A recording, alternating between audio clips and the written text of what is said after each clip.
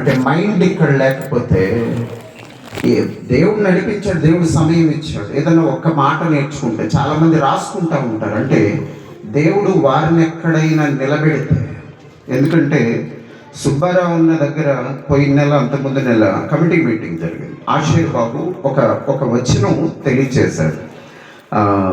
ఆరాధన మందసం మోసే దాని విషయం తెలియజేస్తే, అక్కడ వాక్యం విన్న తర్వాత దాని గురించి ఇంకొక మెసేజ్ పూర్తవడానికి నాకు అర్ధరాత్రి 1 గంట పట్టింది. అంటే ఒక సేవకుడు చెప్పిన వాక్యం ఇంకొక పెద్ద మెసేజ్ పూర్తవడానికి దానికి లింక్స్ అర్ధరాత్రి 1 గంట పట్టింది. అంటే కొన్ని మనకు అర్థమవుతాయి, కొంతమంది ద్వారా తెలియచేస్తారు. చిన్న ఎగ్జాంపుల్ అమ్మ వినండి. మీ అందరికీ తెలుసు రిజిస్టర్ ఆఫీసు ప్రక్కన గ్రంథాలయం, ప్రక్కన అందరికీ తెలిసిన టీ కొట్టు ఉంది. ఏ టీ కొట్టు? Uma tea stall, bible book shop, Ramesh గారి లోపల ఎప్పుడు సేవకులు ఉంటారు. సేవకులు చాలాసేపు అయింది, వాళ్ళందరూ అంటున్నారు, వినాలి తల్లి ఏందయ్యా టీ ఇవ్వంటే, వాళ్ళ నాన్న అంటే సేవకులు, వాళ్ళ కొడుకు కోడలు అందరూ సేవలో ఉన్నారు, ప్రార్థనలో ఉన్నారు. వాళ్ళ నాన్న మర్యాదస్తుడు టీ గురించి మాత్రమే ఎక్కువ. ఆయన సేవకులందరూ ఏంది టీ ఇవ్వలేదంటే ఆయన ఏమన్నాడు తెలుసా? అడుగుడి మీకు ఇవ్వబడినని ఉందిగా అన్నాడు. ఆ టీ కొట్టే ఆయన 10 మంది సేవకులతో చెప్పిన మాట ఏంటంటే, అడుగుడి మీకు ఇవ్వబడినని ఉందిగా అన్నాడు. అంతే వీళ్ళ ఇక 10 మందికి ఫ్యూజులు లేవు. ఆత్మ చెప్పే మాట చెవి గలవాడు వింటాడు. అంటే వినే మనస్సు ఉంటే ఇది నాకు తెలుసులే అనుకుంటే. చాలాసార్లు గణపవరం అహరోన్ గారి మీటింగ్లో చాలా నేర్చుకున్నాం వాళ్ళ పిల్లల ద్వారా. ఎందుకంటే కొన్ని డెప్త్ కొన్ని దేవుడు నేర్పిస్తాడు. 5,000 మంది ఉంటే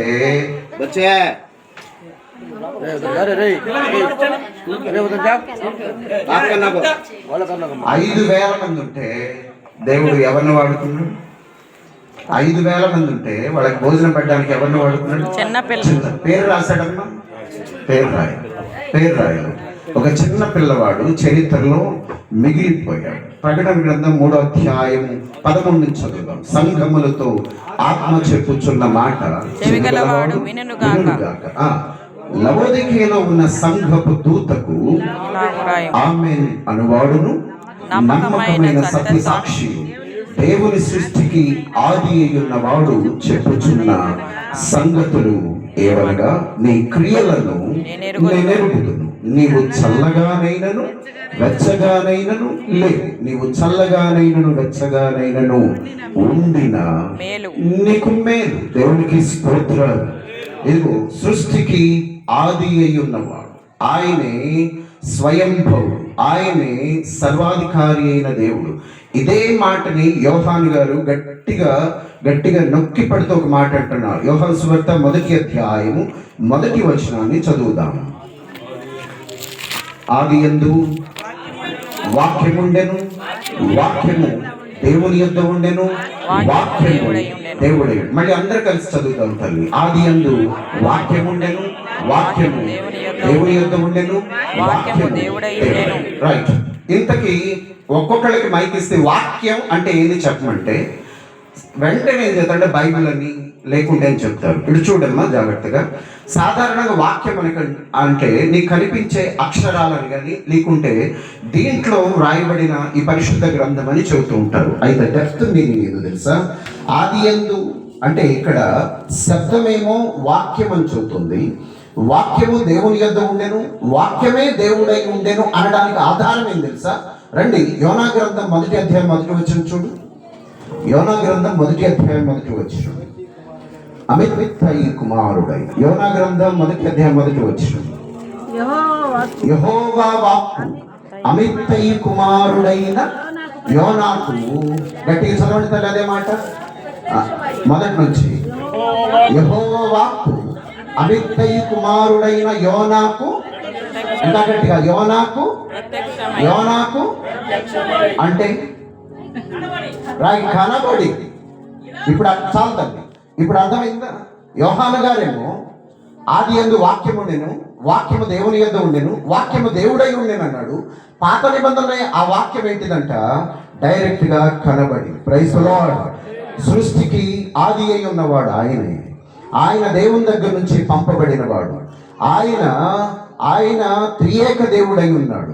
తండ్రి కుమార పరిశుద్ధాత్మలో ఒకరై ఉన్నవాడు. పాత నిబంధనలో కనిపించేవాడు. ప్రవక్తలతో మాట్లాడినవాడు. ఇదిగో దైవజనులతో మాట్లాడినవాడు. యాజకులతో మాట్లాడినవాడు.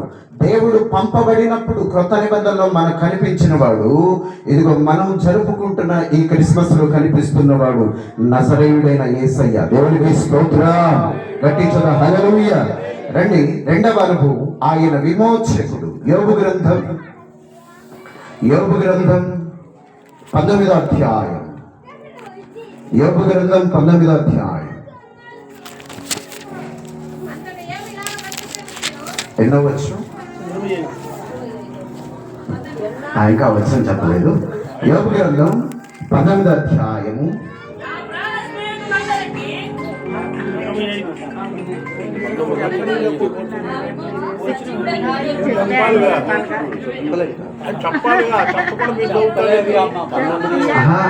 అందుకనే అందరికి తెలిసింది కాబట్టి అందరికి తెలిసినట్టు మనం ఎట్ట వెళ్తాం. 23 నుండి చదువుతాం.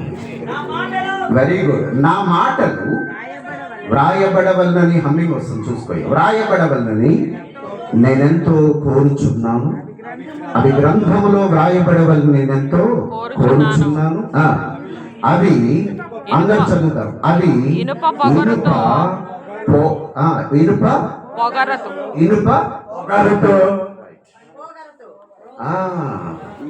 ఇప్పుడు అర్థమైందా? ఇక్కడ 3 సార్లు పలికించిన పొగరు పొగరు పొగరు అని చదివారు. అది పొగరు కాదు, పొగరు. ఇంతకీ పొగరు ఎందుకు తెలిస్తే ఈ పొగరు అనేది రెండో చోట రాదు. ఎందుకంటే మా బైబిల్ కాలేజ్లో ఇటు చూడమ్మా, బైబిల్ కాలేజీలో ఇక్కడ ఉన్నారు సుబ్బారావు అన్నయ్య, అన్నమడుదిన, సరోజనక్క, వీళ్ళందరూ కూడా ఉన్న టైంలో ట్రైనింగ్ అయిపోయింది. సర్టిఫికేట్స్ ఇస్తున్నాం. బైబిల్ ఇచ్చి ఒక అబ్బాయికి 100 మంది సేవకులు, 12 మంది స్టూడెంట్స్ గ్రాడ్యుయేషన్ ఇవ్వబోతున్నాం. ఇక వెళ్ళిపోతున్నాడు, సేవకుడికి వెళ్ళిపోతున్నాడు. కీర్తనలు 2 చదవమన్నాం. చూడండి ఒకసారి కీర్తనలు 2. రాజులు ఏకీభవించి అనే మాట చూడు తొందరగా. కీర్తనలు 2లో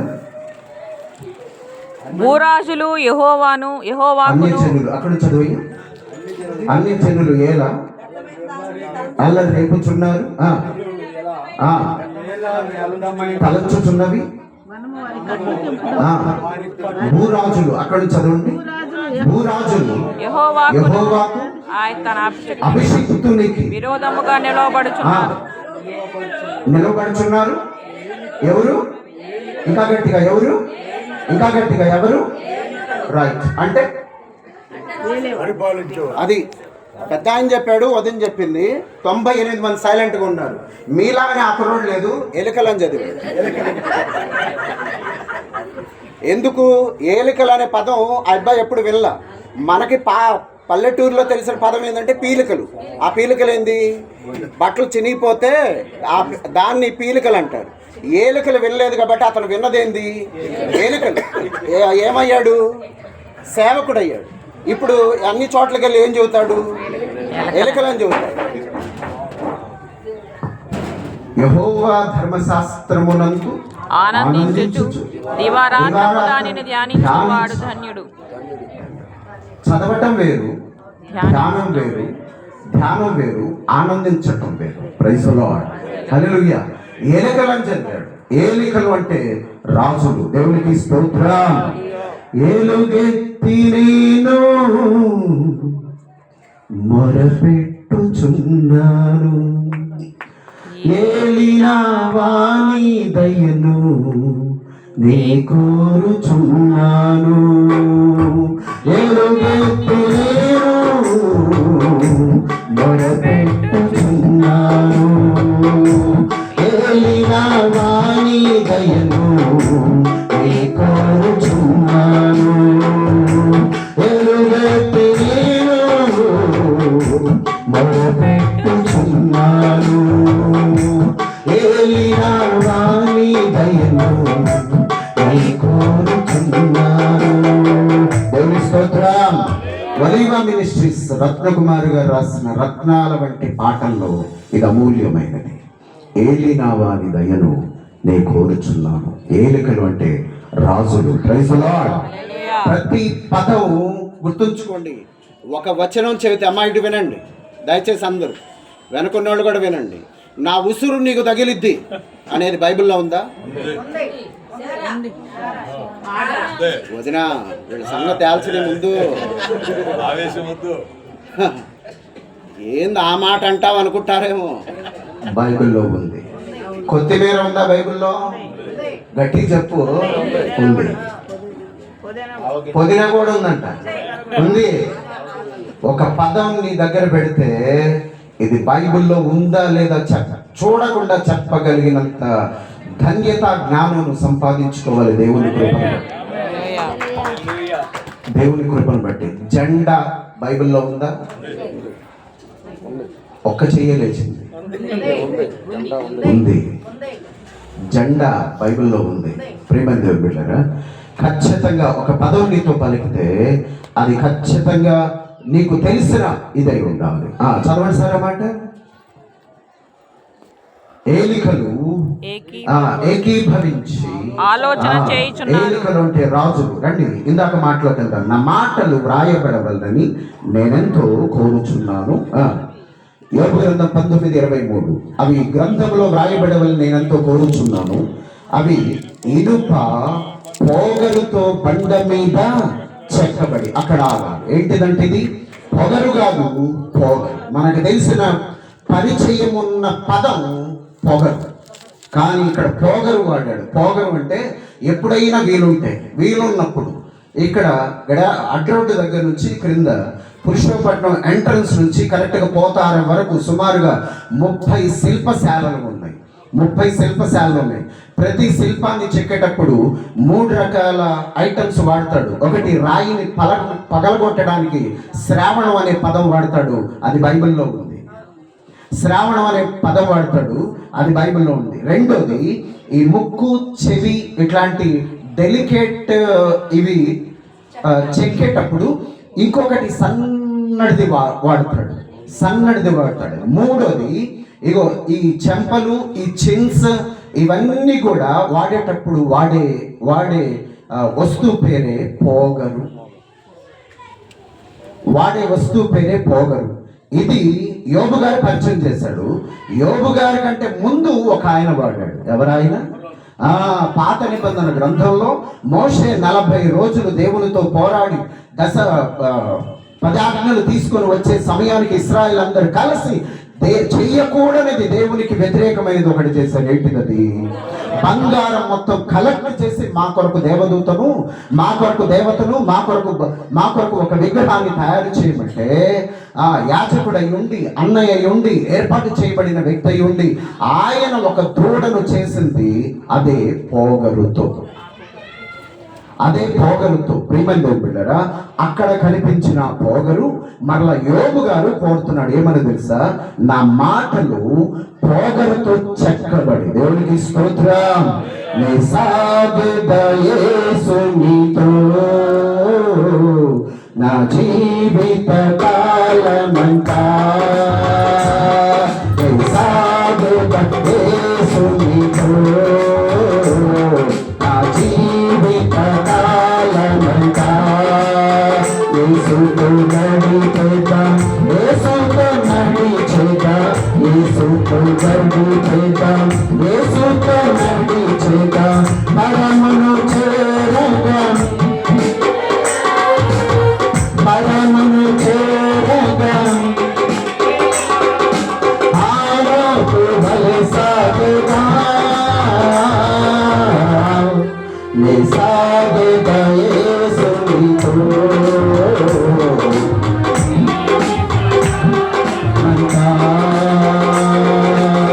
నన్ను శత్రువులు వెంటాడినను, నన్ను శత్రువులు వెంటాడినను. ముందు సముద్రము ఎదురొచ్చినా, ముందు సముద్రము ఎదురొచ్చినా. మోషే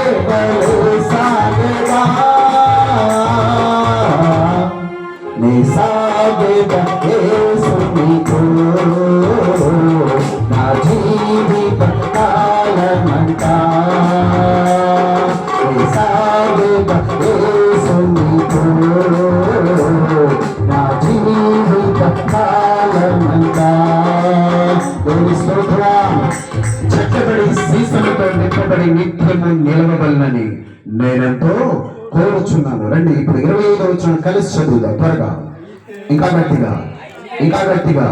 అయితే నా విమోచకుడు సజీవుడనియు సజీవుడనియు, ప్రైజ్ ది లార్డ్. హల్ల విమోచకుడు అర్థం రైట్, నానార్థం విమోచన. అంకుల్ చెప్తున్నా, విమోచించేవాడు పాపాల నుండి, విమోచించేవాడు.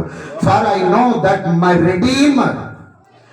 redeemer live, and that he shall stand at the latter day upon the earth. redeemer విముక్తి చేసేవాడు, పాపం నుంచి, శాపం నుంచి, లోకం నుంచి, భయంకరమైన పాపాల నుండి, ఇదిగో దాని నుండి వేరు చేసేవాడు విమోచకుడు. ఈ పదం క్రొత్త నిబంధనలు ఎక్కువ పరిచయం అయింది.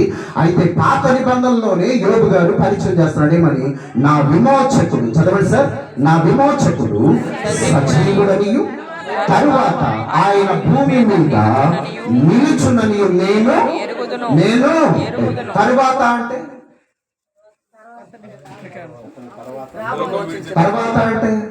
రైట్. యోబు గారు భూమి మీద ఉన్నప్పుడు యేసుక్రీస్తు భూమి మీద ఉన్నాడా? లేడు. యేసుక్రీస్తు భూమి మీదకి వచ్చినప్పుడు యోబు గారు భూమి మీద ఉన్నాడా? లేడు. తరువాత అంటే ప్రియమైన దేవుని బిడ్డలారా, ఇదే మాట ప్రపంచ తత్వవేత్త, the great spiritual leader Siddhartha, the great person Gautama Buddha says, after 600 years, నేను వెళ్ళిన తర్వాత 600 సంవత్సరాలకి ఒక మహనీయుడు భూమి మీదకి వస్తాడు అని క్లియర్ గా. ఇది ఎవరెవరు చెబితే, నేను చెబితే, నువ్వు చెబితే ఇంకొకళ్ళు చెప్పటం కాదు. మీరు ఇక్కడ చదువుకున్న వెరీ వెరీ ఇంటెలిజెంట్ పీపుల్ ఉన్నారు, ఇంటెలిజెంట్ చిల్డ్రన్ ఉన్నారు. వాళ్ళ దగ్గర ఇంటర్నెట్లో చెక్ చేయి. గౌతమ బుద్ధ కోట్స్ అంటే గౌతమ బుద్ధుడు చెప్పిన మాటలు అనేది కొడితే దాంట్లో క్లియర్గా ఈ మాట ఆయన చెప్పిన మాటల్లో క్లియర్గా నీకు కనిపించింది. Praise the lord. నేను వెళ్ళిన తర్వాత 600 సంవత్సరాల తర్వాత ఒక మహనీయుడు భూమి మీద ఉద్భవిస్తాడు అని చెప్పాడు. ఆయనే నజరేయుడైన Yesu. Praise the Lord. Hallelujah. కొన్ని వందల సంవత్సరాల క్రితమే యోబు గారు చెబుతున్నాడు, నా విమోచకుడు సజీవుడు, తరువాత ఆయన భూమి మీద, చెప్పండి సార్, ఆయన భూమి మీద నిలుచుందని నేను ఎరుగుదును. ప్రియమైన బిడ్డలారా, ఎంత అమూల్యమైన మాట ఈయన పంచుకుంటున్నాడంటే యోబు గారి చరిత్ర బాగా వినండి తల్లి. యోబు గారి చరిత్ర ఎప్పుడైనా పూర్తిగా చదివారు లేదో, జాగ్రత్తగా వెతికి చదివారు లేదో, ఒక మాట జ్ఞాపకం చేసుకోండి. ఆ చదువుతున్న యోబు గ్రంథాన్ని తల్లి, దేవుని యొక్క ఔన్నత్యం, యోబు గారి యొక్క భక్తి జీవితం, ఒక భక్తుణ్ణి దేవుడు ఎంతగా ప్రేమిస్తాడో తెలియాలంటే యోబు గ్రంథం 36 నుండి చదువు.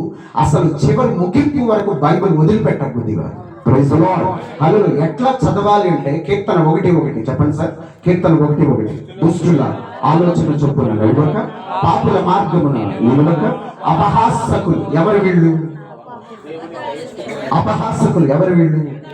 ఎగతాళి చేసేవాడు, హేళన చేసేవాడు, కామెంట్ చేసేవాడు, విమర్శించేవాడు, అపహాసకులు కూర్చుండే చోట నువ్వు don't stay there, don't sit there, don't stand there.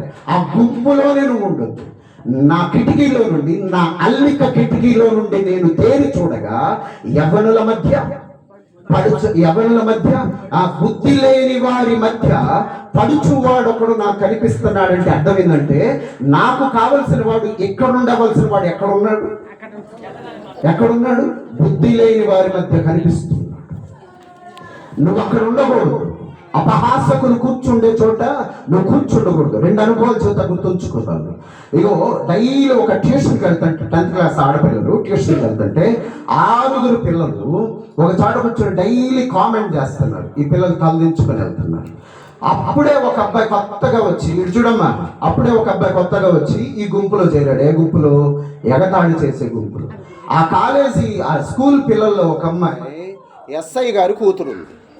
ఎవరు?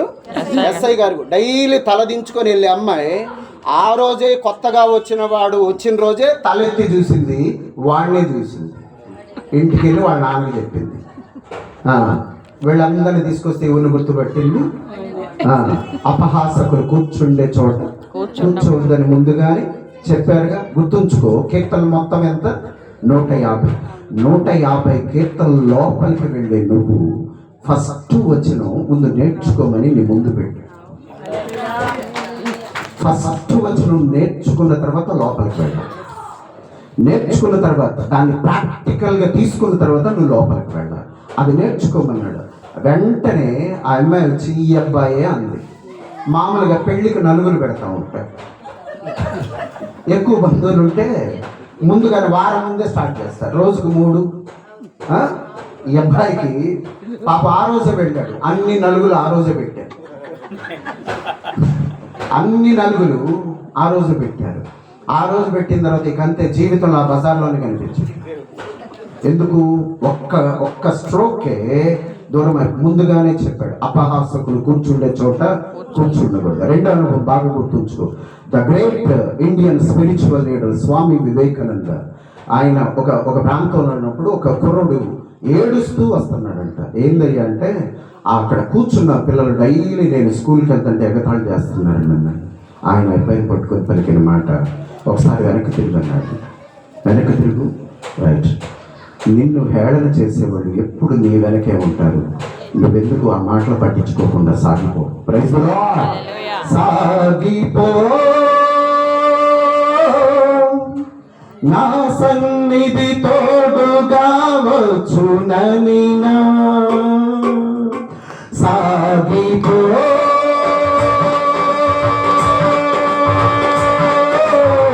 నా సన్నిధి తోడుగా వచ్చునని, నా విమోచకుడవు నీవేనని, రక్షణానంద నీ ద్వారా కలిగింది. అందరికీ పాడతాను. విమోచకుడవు నీవేనని, రక్షణానందం నీ ద్వారా కలిగిందని, స్తుతి పాడుతూ కనపరచుతూ ఆరాధించెదని జీవించుతూ, స్తుతి పాడుతూ నిన్ను కనపరచుతూ ఆరాధించెదని జీవించుతూ, పునరుద్ధారుడ నా యేసయ్యా, పునరుద్ధారుడ నా యేసయ్యా, మరణము గెలచి బ్రతికించితివి నన్ను, మరణము గెలచి బ్రతికించితివి నన్ను, స్తుతి పాడుచు నిన్ను కనపరచుచు ఆరాధించెదని జీవించుచు, స్తుతి పాడుచు నిన్ను కనపరచుచు ఆరాధించెదని జీవించుచు, పునరుద్ధారుడ నా యేసయ్యా. సాగిపో. ఎన్ని విమర్శలైనా, ఎంత కష్టమైనా, ఎంత ఇబ్బంది అయినా దాటిపోతూనే ఉండు. వెనక్కి తిరగాల్సిన అవసరం. నిన్ను విమర్శించే వాళ్ళ ప్లేసు ఎప్పుడు నీ వెనకే. Praise the lord. ఎప్పుడు నీ వెనకే. ఎప్పుడు అక్కడ ఇప్పుడు అపహాసకులు కూర్చుండే చోట కూర్చుండక. ఆ తర్వాత చదవండి సార్. యెహోవా ధర్మశాస్త్రమునందు ఆనందించుచు దివారాత్రము దానిని ధ్యానించువాడు ధన్యుడు. ఎన్నో తవ్వే కొద్ది, ఇంకా తవ్వే కొద్ది. ఇప్పటికి కూడా బెల్లంకొండ ప్రాంతంలో, ఇప్పటికి కూడా పులిచింతల ప్రాజెక్టు ప్రాంతంలో, ఇప్పటికి కూడా చున్నగిరి ప్రాంతంలో ఇంకా తవ్వుతానే ఉన్నారు. మొన్న రీసెంట్గా ఇక్కడ చిలకలూరిపేట నుండి నర్సరాబాద్ వెళ్ళే దారిలో MAM కాలేజ్ ఎదురుగా ఒకళ్ళు 1 ఎకరం స్థలం తీసుకొని పులిచింతల ప్రాజెక్ట్ నుంచి 10 లారీల ఎర్రమట్టి తెచ్చి ఇక్కడ పోస్తే ఇక్కడ కూడా ఎదుగుతున్నారు. టిప్పర్లు తెచ్చి పోస్తే నిజం తల్లి ఇక్కడ కూడా ఎదుగుతున్నారు. ఏమన్నా వజ్రాలు నిజంగానే అక్కడ దొరకవో తెలియదు, కానీ నువ్వు వెతికే కొద్ది ఎన్నో అనుభవాల్లో నుండి దేవుడు నేర్పిస్తూనే ఉంటాడు. దేవునికి స్తోత్రం. బైబిల్ చదవటానికి ముందు ఆనందించాలి, తర్వాత ధ్యానించాలి. తర్వాత చదవటం వేరు, ధ్యానం వేరు, ముందు ఆనందించాలి. రాత్రి కృపమ్మ భోజనాలు పెట్టేటప్పుడు నేను 100 మందిని పిలిచానయ్యా. అందరూ వస్తారనుకున్నాను, అందరు ఇంకా రాలేదు. అంటే అందరూ రావటం సంతోషం. అందరూ రావడం సంతోషం, ముందు ఆనందించాలి. నా ఇంటి దగ్గర ప్రార్థన జరగాలి, నా ఇంటి దగ్గర దేవుని బిడ్డలు రావాలి, వాళ్ళందరూ వచ్చి నా ఇంటికి వచ్చి ప్రార్థన చేయాలి. ఆనందించడం ఎంతో భాగ్యం. ప్రియమైన బిడ్డలారా, అదే ఆనందంలో కనుక యోబు గ్రంథాన్ని చదివితే అత్యంత విలువైన మాటలు ఆయన పంచుకుంటాడు. నా విమోచకుడు సజీవుడనియు, చదవండి సార్, విమోచకుడు సజీవుడనియు, తరువాత ఆయన భూమి మీద నిలుచునని నేను ఎరుగుదును. చివరి మాట రోమీయులు రాసిన పత్రిక 11:26 చదువుకొని ప్రార్థన చేసుకుందాం. రోమా 11:26, 25 నుండి చదువుతుంది. రోమీయులకు రాసిన పత్రిక 11. సహోదరులారా, మీ దృష్టికి మీరే బుద్ధిమంతులమని అనుకొనకుండునట్లు ఈ మర్మము మీరు తెలుసుకొనగోరుచున్నాను. అదేమనగా, అందరూ చదువుదామా? అదేమనగా అన్యజనుల ప్రవేశము సంపూర్ణమగు వరకు ఇశ్రాయేలునకు కఠిన మనస్సు కొంత మట్టుకు కలిగెను. దేవునికి స్తోత్రం. యేసుక్రీస్తు కొందరికా అందరికా? గట్టి చెప్పు. కొందరికా అందరికా? అందరికీ ప్రభు, అందరికీ ప్రభు. అంజమ్మ గారి బంధువులు ఎంతమంది? ఒక 10 సీట్లు. వచ్చిన 90 మంది అందరూ దేవుని ప్రజలు. Praise the lord. అందరికీ ప్రభు. దేవుడైన యెహోవా నేల మట్టితో నరుని నిర్మించి వారి నాసికారంధ్రములో జీవవాయువును పొందగా నరుడు జీవాత్మయ్యాడు. అన్య జనులు కూడా రావాలి. రక్షించబడిన బిడ్డలు, అమ్మ వీడు చూడు తల్లి, రక్షించబడిన వాళ్ళు, నమ్మిన వారు, విశ్వసించిన 99 గొర్రెలు ఇక్కడే ఉన్నాయి. ఒక్క గొర్రె కోసం ఎత్తుక్కుంటూ అన్యులైన వారు, తప్పిపోయిన వాళ్ళు వెతికి వెతికి వెతికి భుజాల మీద ఎత్తుకొని పరిశుద్ధుడు వచ్చాడు. అన్యులు కూడా చేర్చబడాలి, అన్యులు కూడా లోపలికి రావాలి, అన్యులు కూడా చేర్చబడాలి. ప్రియమైన బిడ్డలారా, సాధు సుందర్ సింగ్ గారు, భక్త్ సింగ్ గారు ఎవరు? వాళ్ళు క్రిస్టియన్సేనా? గట్టి చెప్పు. రైట్. ఎవరు?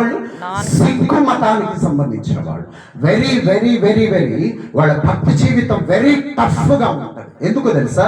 వాళ్ళ తలకట్టు ప్రాణంతో సమానం, ప్రాణంతో సమానం.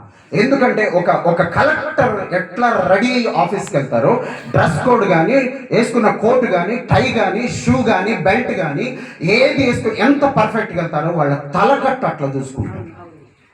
చాలా పవిత్రంగా చూసుకుంటారు. వాళ్ళు ఆరాధించే స్థలం పంజాబ్లోని అమృతసర్లో ఉంది. వాళ్ళ దేవాలయం టెంపుల్ ఆఫ్ గోల్డెన్ టెంపుల్. అక్కడ స్వర్ణ దేవాలయం, రైట్, స్వర్ణ దేవాలయం. అక్కడ భారతదేశాన్ని పరిపాలించే సుపీరియర్ కమాండర్ అయినా సరే చెప్పులు లేకుండా వెళ్ళాలి, చెప్పులు విడిచే వెళ్ళాలి. వాళ్ళ రూల్ అది. అటువంటి నిష్ఠాగరిష్ఠుల్లో నుండి భక్త్ సింగ్ గారు, ఎందుకో తెలుసా? 10,000 సంఘాలు. దేవుని కృపను బట్టి 98 మంది చక్కగా వింటుంటే 2 నిద్రపోతున్నారు.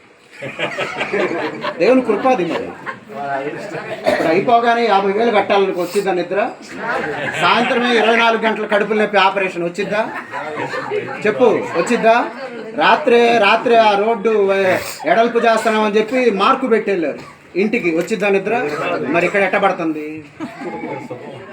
దేవుని కృప.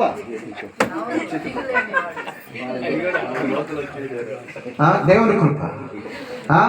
ఇద్దరు భక్త్ సింగ్ గారు, 10,000 సంఘాలు. ఒక్క అన్యుడు వస్తే 10,000 సంఘాలు. సాధు సుందర్ సింగ్ గారు మొన్న విన్నమ్మ, ఆయన చూడగానే అమ్మ ఏసై వచ్చాడమ్మ మన ఇంటి, ఏసై వచ్చాడమ్మ.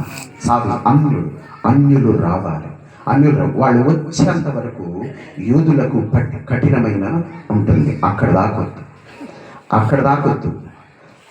మన రాష్ట్రానికి, మన జిల్లాకి దీవెనకరమైన దైవజనులు హోసన్న గారి నాన్న తాత పేరేంటి? గట్టిగా చెప్పు, ఇంకా గట్టిగా. పోతురాజు నరకటనే, నరసింహ నరకటనే. అటువంటి వ్యక్తి, అటువంటి పోతురాజు వంశం, నరసింహ వంశంలో నుండి ఒక్క పిల్లవాడు నెల్లూరు రైల్వే స్టేషన్ల మధ్య, కుడి తొట్ల మధ్య భయంకరమైన డస్ట్ వేసే దగ్గర, ఇస్త్రాకులు వేసే దగ్గర ఒట్టి నెక్కరు చొక్కాతో రక్తం బట్టల మీద పడితే అటువంటి వ్యక్తిని ఎన్నుకుంటే అన్యులు రావాలి. దేవుడు ఎందుకు తెలుసా? యాకోబు యాకోబు సాష్టాంగపడుతున్నాడు. మరణం రాత్రంతా ఉంది. సాష్టాంగపడితే యాకోబు, నువ్వు మనుషులతో దేవుడితో పోరాడి జయించావు బా వెళ్ళు అంటే అన్న చంపుతాడు అనుకుంటే వచ్చి కౌగిలించుకున్నాడు.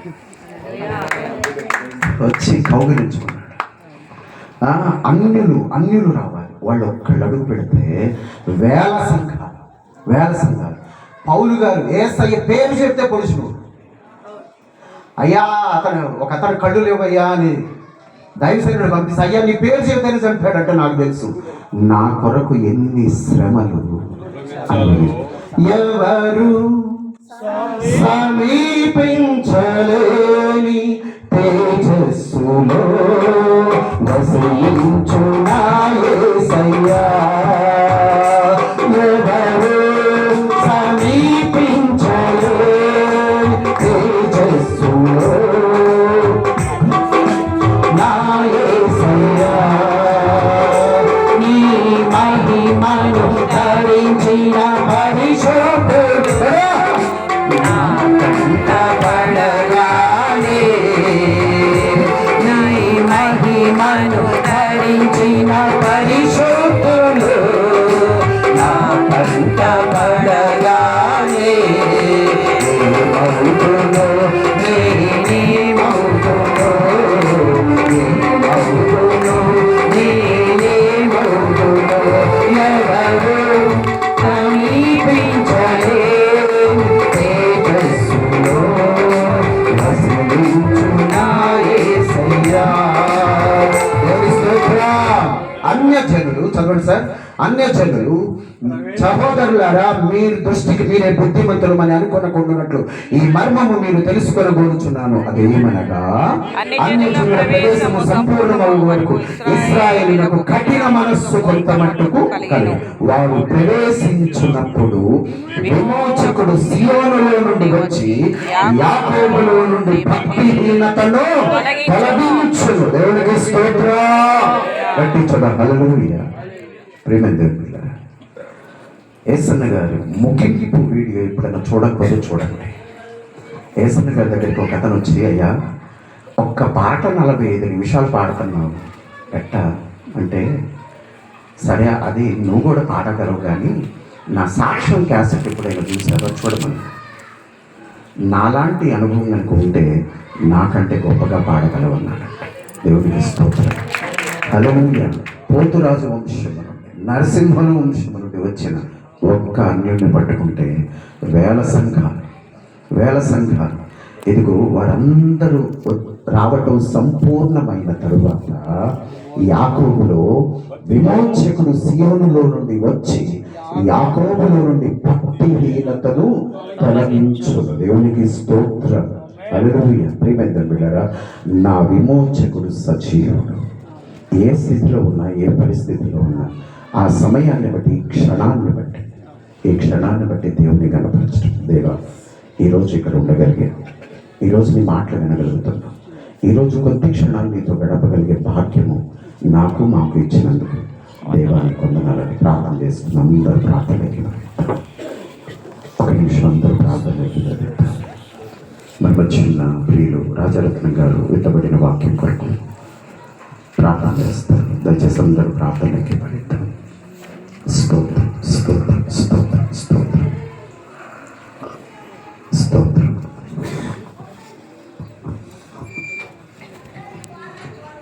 పరిశుద్ధుడు మా తండ్రి, దయగల దేవ, కృపగలే మా యేసయ్య, ఇది నీ దయగల తండ్రి.